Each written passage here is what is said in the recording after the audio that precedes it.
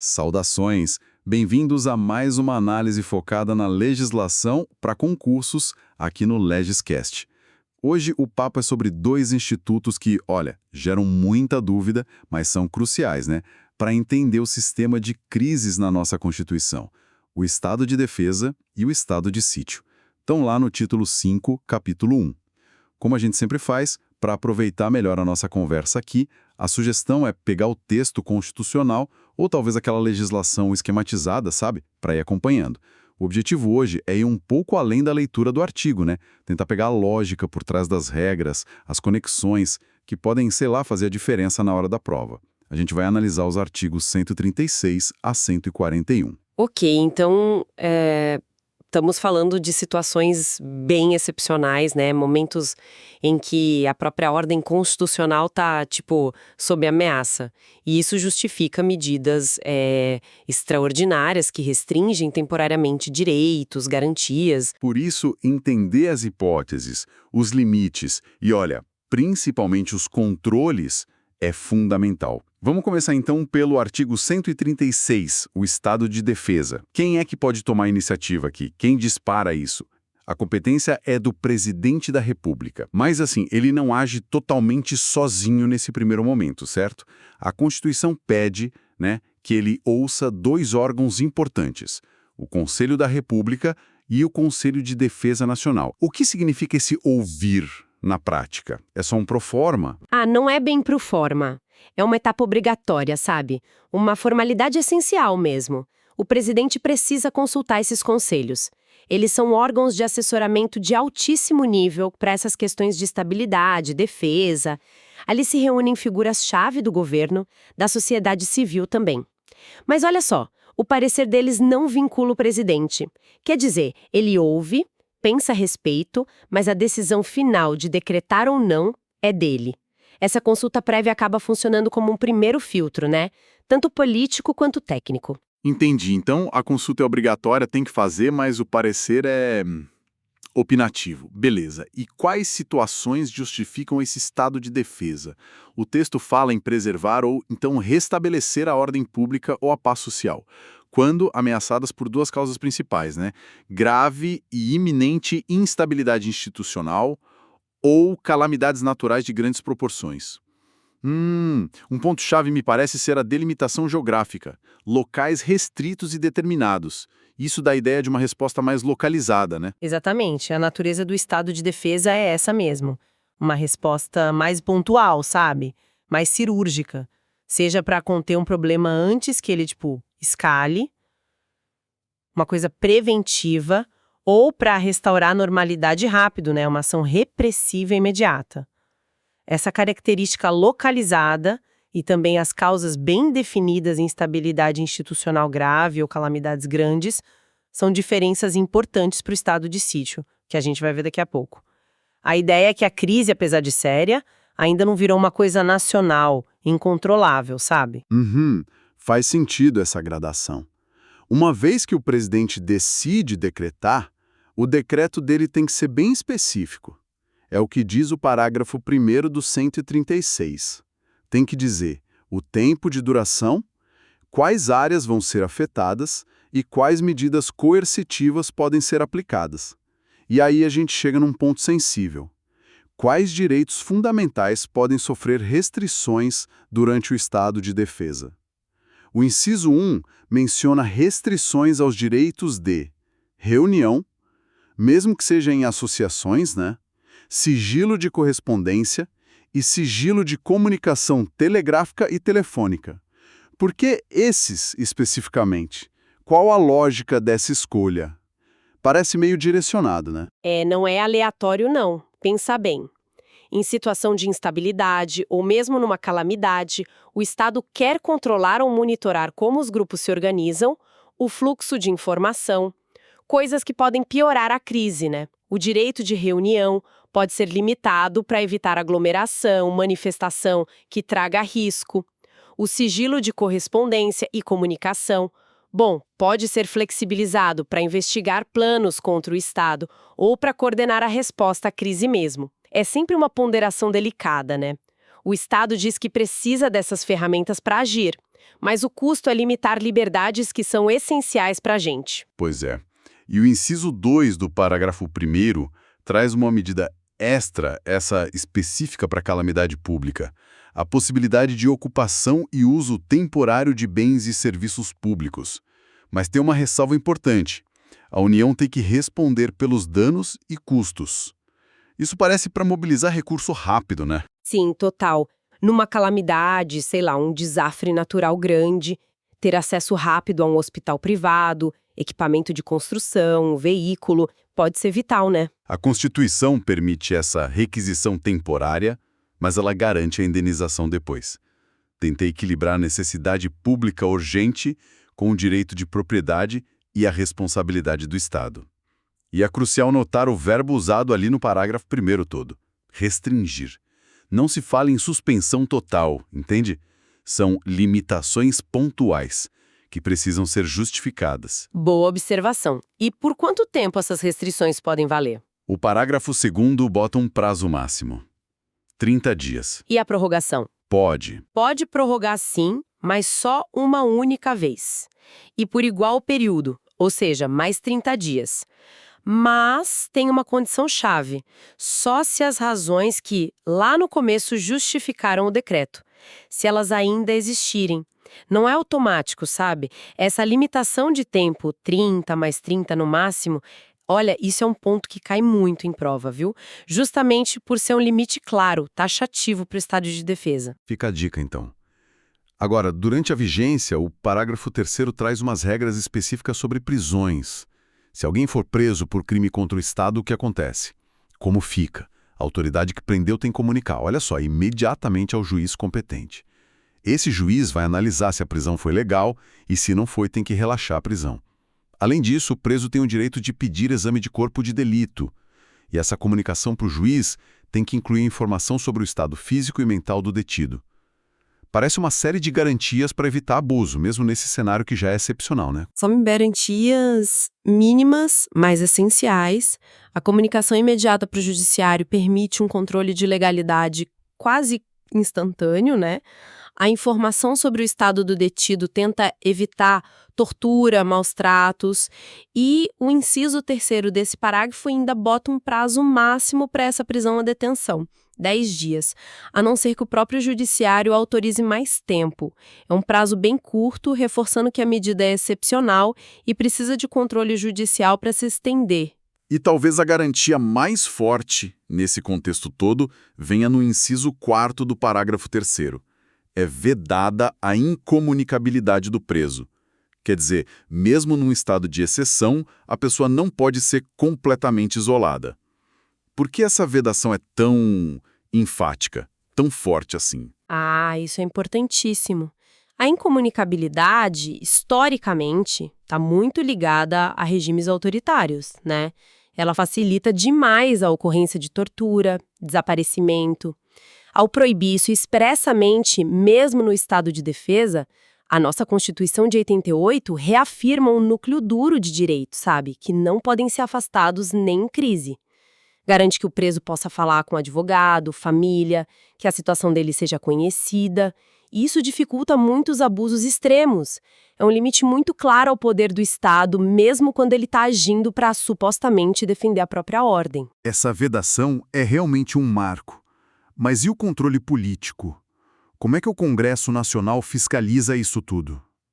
Os parágrafos 4º a 7º do 136 detalham esse processo.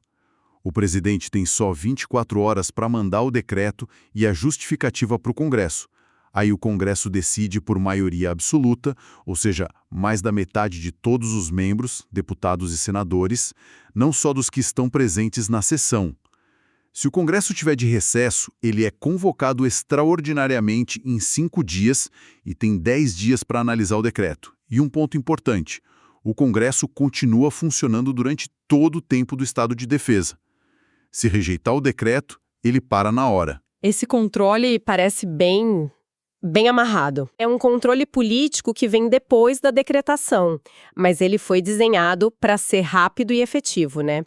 A exigência de maioria absoluta já mostra a seriedade do assunto. E o fato do Congresso ficar funcionando garante uma vigilância o tempo todo. Funciona como o principal freio do legislativo sobre o executivo nesse cenário, bem na linha do sistema de freios e contrapesos, o checks and balances, que é essencial para evitar que a exceção vire regra ou que o poder se concentre demais, né? Perfeito. Agora, se a situação for ainda mais grave, ou se o próprio estado de defesa não deu conta do recado, aí a gente entra no terreno do estado de sítio, a partir do artigo 137. A primeira grande diferença já está na relação com o Congresso, né? Sim, é que a coisa inverte. O presidente, depois de ouvir aqueles mesmos conselhos da República e de Defesa Nacional, ele não decreta para depois mandar para o Congresso avaliar. Ele precisa pedir autorização prévia para o Congresso Nacional para poder decretar o estado de sítio. O Legislativo entra antes na jogada. Uhum. E as hipóteses que podem levar a esse pedido são bem mais graves. Estão divididas em 2 incisos ali no 137. O inciso 1 fala de comoção grave de repercussão nacional, ou a ocorrência de fatos que comprovem que as medidas do estado de defesa não foram eficazes. Ou seja, ou a crise já é muito grande, ou a ferramenta anterior falhou. E o inciso 2, declaração de estado de guerra ou resposta à agressão armada estrangeira. Aí já são situações de conflito externo mesmo. Essa mudança na dinâmica com o Congresso é fundamental. A exigência de autorização prévia no estado de sítio reflete justamente a maior gravidade das circunstâncias e também das medidas que podem ser tomadas. O legislativo funciona como um portão de entrada mesmo, não só como um revisor depois, né? Como é a regra geral no estado de defesa. E as causas também são mais extremas. Ou a crise interna é geral, nacional, ou então o estado de defesa não deu conta, ou então a gente está falando de ameaça externa direta, guerra, agressão. É uma escalada clara na resposta do Estado. Certo. E o pedido do presidente para o Congresso, claro, tem que ser fundamentado. O parágrafo único do 137 diz isso. Tem que explicar os motivos, os objetivos e, de novo, a autorização do Congresso depende da deliberação por maioria absoluta. Aí, uma vez que ele consegue a autorização, aí sim o presidente pode soltar o decreto do estado de sítio, lá no artigo 138. E esse decreto tem um conteúdo que, olha, é crucial. Ele vai indicar o prazo de duração, as normas para execução e, o ponto mais sensível de todos, quais garantias constitucionais vão ficar suspensas. Só depois de publicar esse decreto é que o presidente vai designar quem vai executar as medidas e quais áreas vão ser abrangidas. A palavra aqui é chave mesmo. Suspensão. Se lá no estado de defesa a gente falava em restrições a direitos específicos, aqui a Constituição admite a suspensão temporária de garantias. É uma medida muito mais drástica que só se justificaria diante daquelas hipóteses extremas do 137. A escolha da palavra suspensão indica isso, uma interrupção temporária da vigência de certas proteções da Constituição. É bem forte.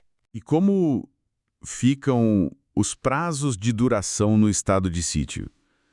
O parágrafo 1º do 138 diferencia as hipóteses, né?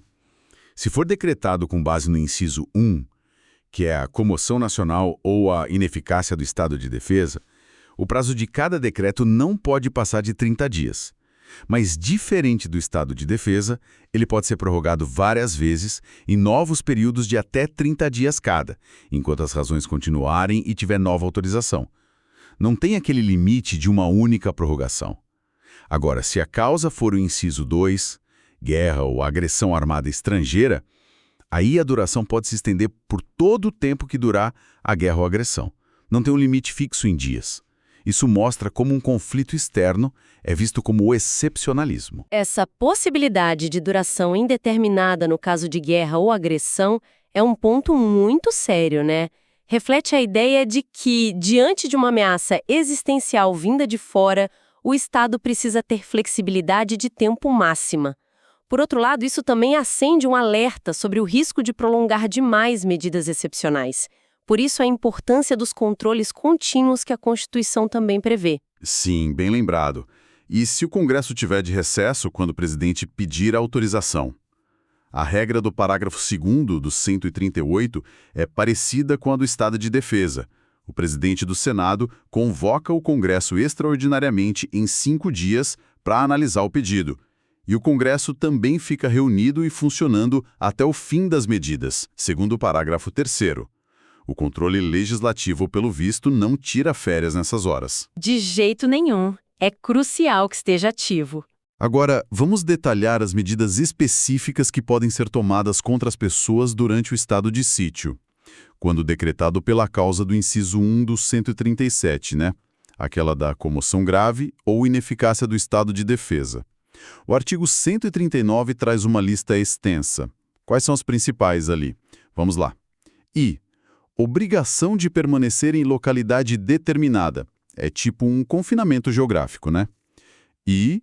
Detenção em edifício não destinado a acusados ou condenados por crimes comuns. Uma regra bem peculiar sobre onde a pessoa fica detida. 3. Restrições. Aqui volta a palavra restrições, mas num contexto mais grave. A inviolabilidade de correspondência, sigilo das comunicações, prestação de informações e liberdade de imprensa, rádio e TV. Sempre na forma da lei. 4. Suspensão da liberdade de reunião. Aqui sim é suspensão explícita, diferente da restrição lá no estado de defesa.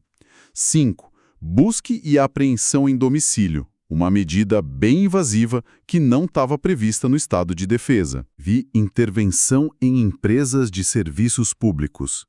E 7. Requisição de bens.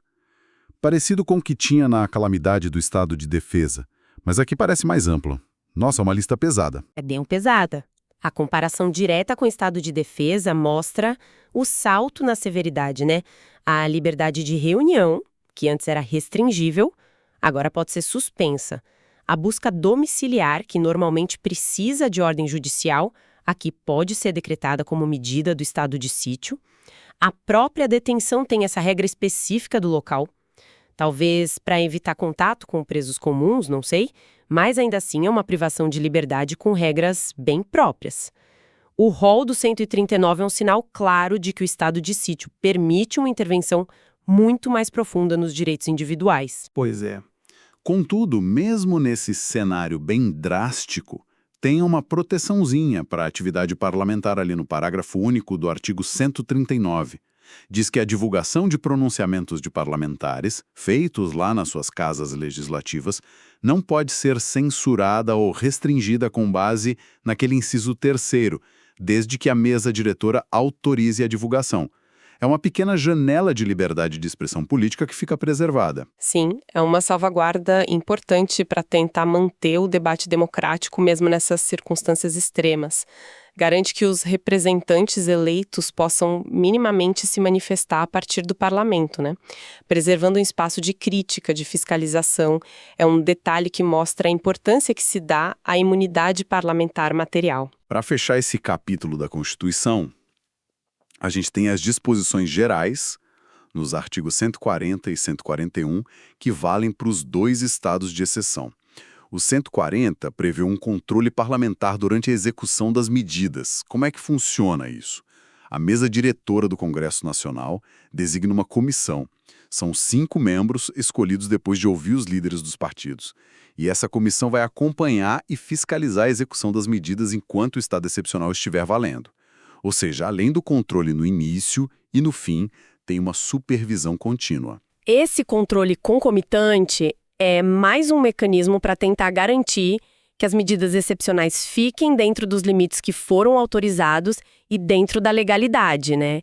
A comissão parlamentar funciona como um observador qualificado que pode levar eventuais abusos ou desvios para o plenário do Congresso. E o que acontece quando tudo termina? O artigo 141 é bem claro. Cessou o estado de defesa ou de sítio, cessam também os seus efeitos. Mas aqui vem um ponto crucial para concursos.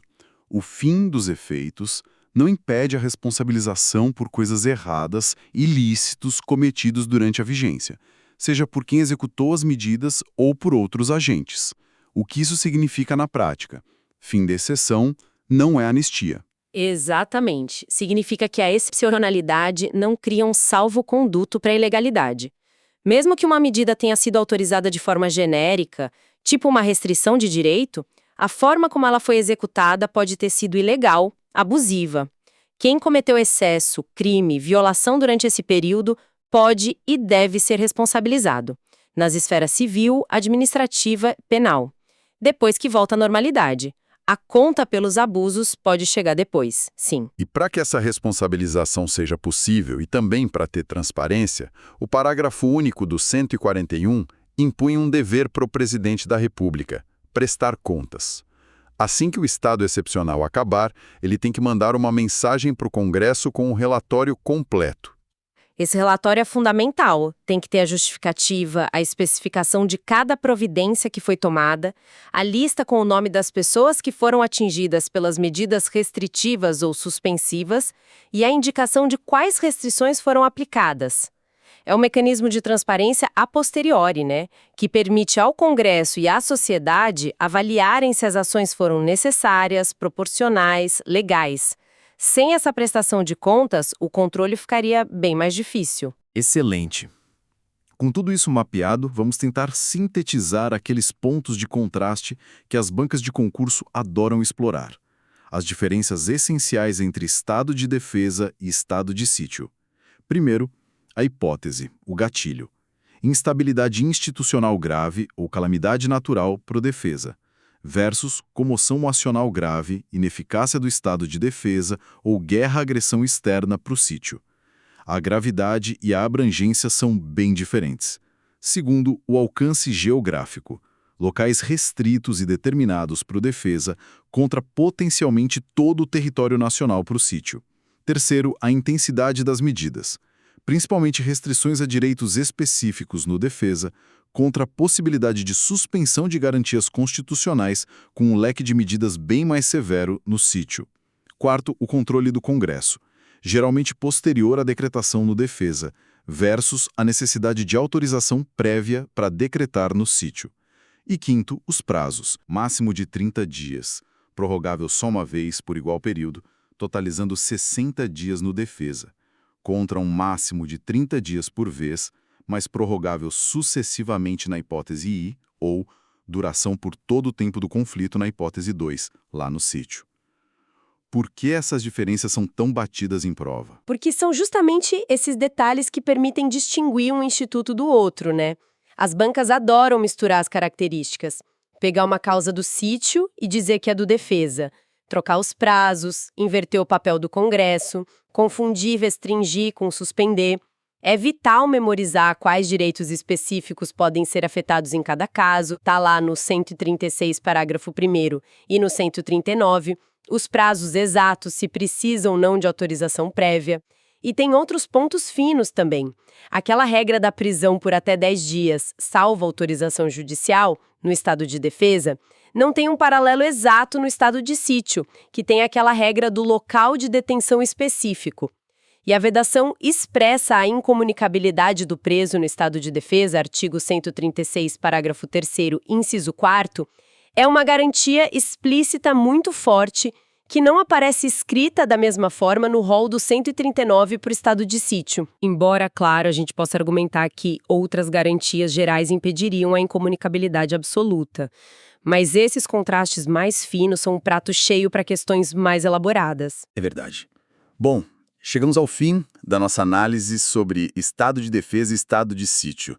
Foi uma passagem detalhada por artigos que são complexos, mas, assim, essenciais. Esperamos que essa conversa tenha ajudado a organizar as ideias, a entender a lógica por trás desses mecanismos de exceção. Fica a reflexão final, né? Como é que a gente equilibra a necessidade de proteger o Estado, a democracia, em crises extremas, com a preservação das liberdades fundamentais que são a própria razão de ser dessa democracia? A Constituição tenta traçar esses limites, mas a aplicação prática desses institutos sempre vai ser um desafio muito delicado. E para aprender as pegadinhas e memorizar todos esses detalhes, prazos, direitos afetados, competências, use nossos flashcards do Anki. São uma ferramenta excelente para fixar esse tipo de conteúdo denso. Fica a dica. Até a próxima análise aqui no LegisCast.